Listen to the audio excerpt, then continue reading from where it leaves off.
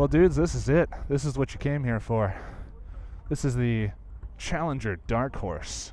I'm not a fan of the dark horses, but the white dark horses? Nice. I dig it. Alright, let's sit on this thing. Ugh. Oh, it's actually pretty easy to mount too. Alright. So let's say music. Can we turn you off? Yeah, there we go. We're definitely going to be setting the sport mode on. Just get the home on. Right there. That's what we want.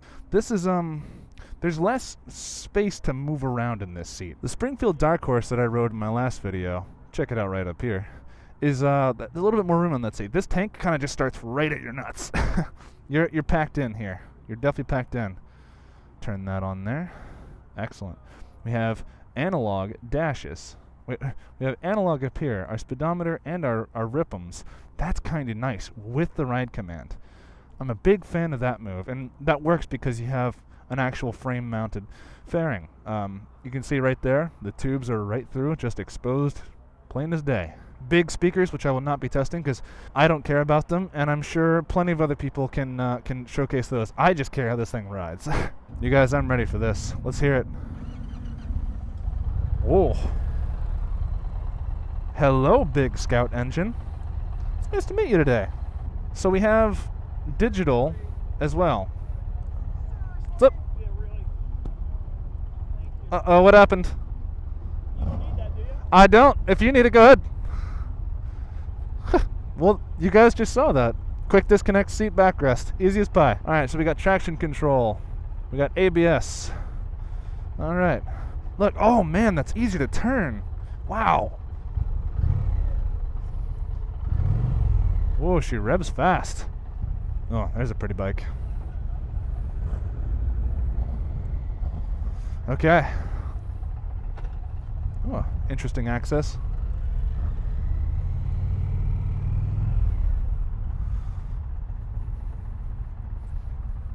This is a seat right here, for sure. All right, let's put the power to the road. Woo! Clutch engagement. Whoa! First gear. Whoa! Oh my God. Okay. You got my attention. This is more than the 116. Woo!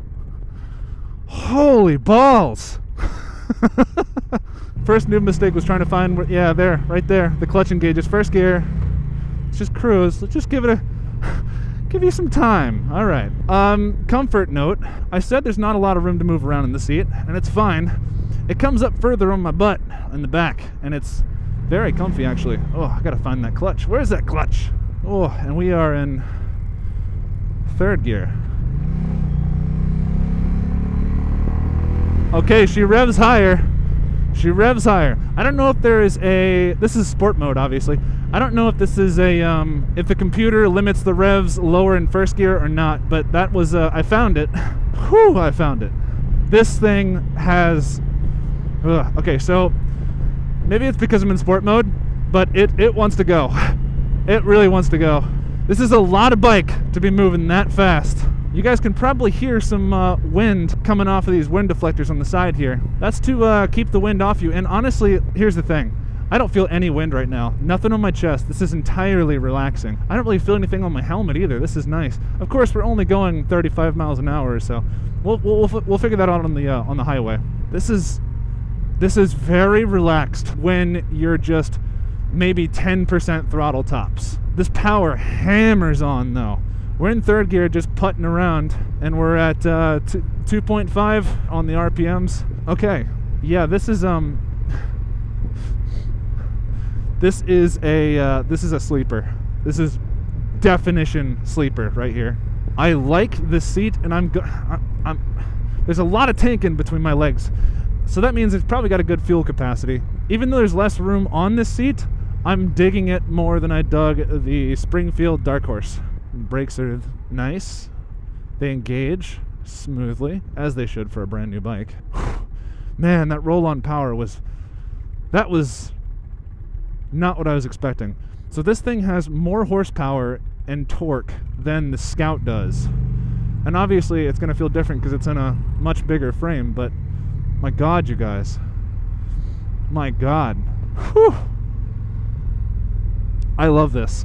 I'm not getting all starry-eyed because it's Indian and it's power and it's liquid cooled.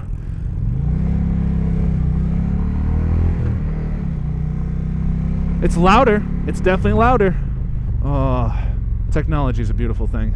I like dual overhead cams. I like liquid cooling. 111 miles. Look at that. Isn't that ironic?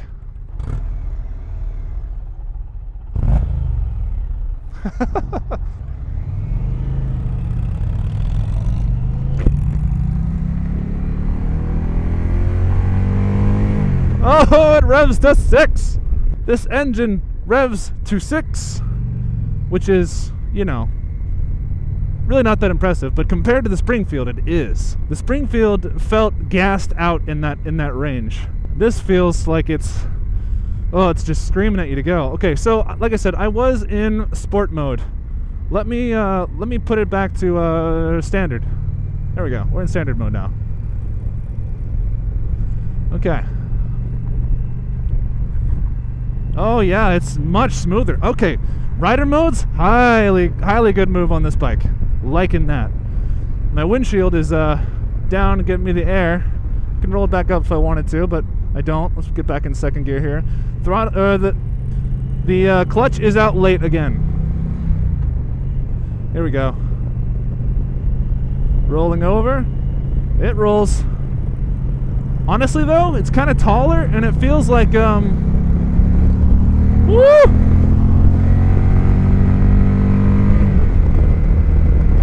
Oh yeah. Let's put that windshield back up. Alright, we're at top windshield. You can sort of hear it on the helmet. Of course, I'm 6'2", I'm tall. I say that all the time, but it's actually a very important metric for you guys to know and understand. Goodness gracious. And, you know, if you're going to go fast, you can go down here anyway. Good brakes. Very nice. Now, I hear buffeting on my helmet. I don't necessarily feel it, though. I don't know if that's a pro or con for you guys, but, no, it's something. I'm just really impressed with the power of this bike. I'm going to put it back into sport mode. There we go. Whoa! That wasn't even much. It was just like maybe 30% throttle. That is wild. Wild. Oh my God, sorry. I have to stop gasming over this. So what do we have? We got a nice new engine. We got Ride Command, the next version. I want to say like, what is it, 2? Ride Command 2? Yeah. Sorry, I'm bad. I didn't study my my course materials. It seems like you get a little bit more information on this. I'd have to delve a little bit deeper to know what you're getting in this new version, but I'm a huge fan of the digital and analog marriage up here on my dash. That looks great, and it keeps the information that I want the most right in front of me. Where on the other big twins, they're kind of just like splayed out all in one kind of row. Yeah, this is, I'm very relaxed in sport mode right now, just 10% throttle holding on, maintaining speed. It's very nice. I'm certainly not aware of how big this bike is right now. It's kind of wild to me though that the turn is so different. Like, I have it in sport mode. I'll shift down a little bit. The lean in is good. It's very good. But I actually feel like it was a little bit better on the Springfield. I don't want to overshoot him here. Here we go. Can't go too fast in the corner, but I wanna with this thing. This thing pushes you. It challenges you. Womp womp. Good mirrors. Definitely good mirrors. I like the Indian stock mirrors. They look great. They work great. They're perfect. This is, I could sit in this saddle for a long time and be very happy. Now, there are no highway bar closeouts or anything like that, so I still feel wind plenty on my shins, which in the winter months, you'll want to upgrade that. But no, this is so comfy. This is new. This is not the Indian I know. This is the Indian I own, cranked up to 11 with features and standard cruise control and ABS and carriage luggage capacity and a nice seat and a windshield, and it's Wow, I actually would... I really, really like the Thunderstroke line. I love it. I love the way it sounds. I love its power at cruising speed. If you're like me and you like to live a little dangerously, but you also want to be carrying stuff or just going a long way, this is the bike for you. Without a doubt, this is the bike for you. There's nothing like this from Harley. Their Road Glide is... Indian made a better Road Glide. You can see how I'm wanting to rev it out. It really doesn't need it. It's fine at low RPMs. It's a big V-twin, of course. It's just that the Scout is an exception to the V-twin rule. It makes all of its power pretty much in the mid to top. All right, I'm gonna do something here. Y'all gonna make me act up. Y'all gonna make me act up. Slow, slow, slow, slow, and then. Ah!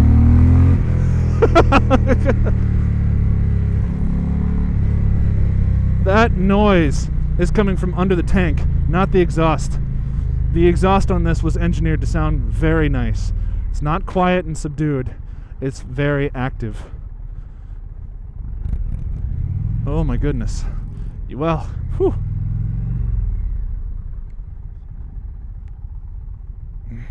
Oh, that turning.